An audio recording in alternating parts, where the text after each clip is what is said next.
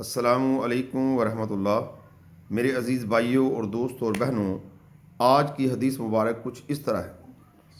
حضرت ابو درداء رضی اللہ تعالی عنہ بیان کرتے ہیں کہ رسول اکرم صلی اللہ علیہ وآلہ وسلم سے دریافت کیا گیا کہ علم کی وہ کیا حد ہے جہاں پہنچ کر انسان فقیہ بن جاتا ہے۔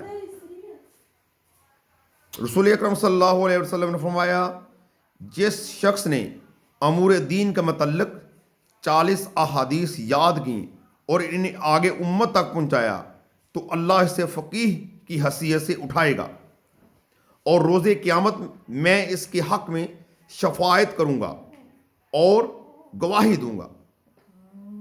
یہ بہقی کی روایت ہے اور مشکات شریف میں ہے۔ سبحان اللہ، ماشاء اللہ۔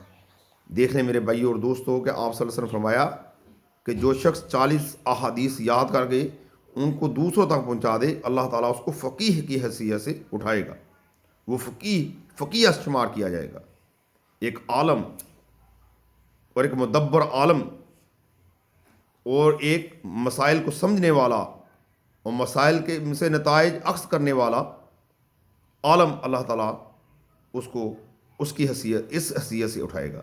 اللہ سے دعا ہے کہ اللہ تعالیٰ ہم گناہ گاروں کو بھی 40 حدیثیں یاد کر کے اسے دوسروں تک پہنچانے کی توفیق عطا فرمائے۔ السلام علیکم ورحمۃ اللہ۔